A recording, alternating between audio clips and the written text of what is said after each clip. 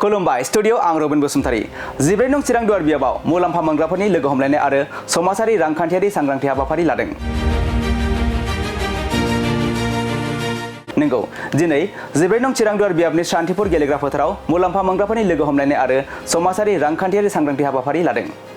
बिटिआरनि गाहाय मावफुं सोद्रोमा प्रमद बर' दैदेननाय इउ पिपिएल दोलोआ बिटिआरनि मोनफ्रोम बियाबावनो मुलाम्फा मोनग्राफोरनि लोगो हमलायनाय आरो समाजारि रांखान्थियारि सांग्रांथि हाबाफारि लाबोगासिनो दं। थिग बेबायदिनो दिनैबो 14 नं चिरां दुवार बियाबनि शान्तिपुर गेलेग्रा फोथाराव मुलाम्फा मोनग्राफोरनि लोगो हमलायनाय आरो समाजारि रांखान्थियारि सांग्रांथि हाबाफारि लादों।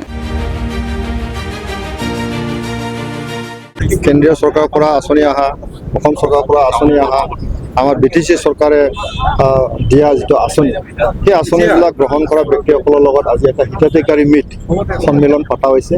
ইয়াত 10,000তকৈ বেছি আমাৰ হিতাধিকাৰীসকলে উপস্থিত হৈছে। ইয়াৰ দ্বাৰাই আমি এটা প্ৰমাণ কৰিব বিচাৰিছোঁ যিটো মানুহবিলাকে নাজানে যে চৰকাৰে কি কৰিছে কি কৰা নাই বিভিন্ন ধৰণৰ আলোচনা কৰি আছে সমালোচনা কৰি থাকে, কিন্তু আজি 10,000তকৈ বেছি হিতাধিকাৰী যে ইয়াত আহিল তাৰমানে চৰকাৰে ভালকৈ কাম কৰি আছে। এই কথাটো প্ৰমাণিত হৈ আৰু কথাটো একেবাৰে স্পষ্ট। চৰকাৰ হিচাপে প্ৰমোদ বড়ো ডাঙৰীয়া চিফ হিচাপে দায়িত্ব লোৱাৰ পিছত তেখেতে এটা চিন্তা কৰি আছে যিটো চৰকাৰৰ অভিভাৱক হিচাপে নিজৰ নাগৰিকৰ দুখ সুখ বেদনা এইবিলাক চোৱা চিতা কৰাটো দায়িত্ব আছে। হয় আঁচনি দিয়া হ'ল, কিন্তু আঁচনিবিলাক কি ধৰণে কেনেকৈ ৰূপায়ণ হ'ল এই কথাখিনিও জনা উচিত।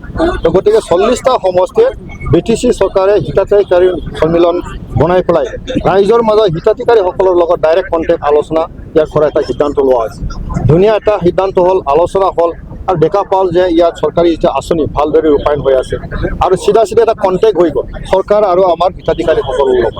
তেনেকৈ কোনো আগত বিগত সময়ছোৱাত তেনেকৈ কোনো সন্মিলন হোৱা নাছিল, হিতাধিকাৰীৰ লগত ডাইৰেক্ট কণ্টেক্ট হোৱা নাছিল। চিফ মহোদয় নিজে উপস্থিত হৈছে, কথা পাতিছে, চবৰ লগৰ মনৰ কথা বুজি পাইছে। এইটো এটা ডাঙৰ এটা পদক্ষেপ মই ভাবোঁ। এতিয়া 40টা সমষ্টিত হৈ গ'ল আৰু আজি চিৰাং সমষ্টিত 14 নম্বৰ চিৰাং সমষ্টি হৈ গ'ল, ধুনীয়া এটা পৰিৱেশ হৈ গ'ল। মই ভাবোঁ ইয়াৰ দ্বাৰাই ৰাইজৰ উপকৃত হ'ব আৰু অনাগত দিনত আমাৰ চৰকাৰখনে কি আঁচনি ল'লে বেছিকৈ ভাল হ'ব ইয়াৰ কাৰণে এটা বুজিবৰ কাৰণে ভাল সুবিধা পাব।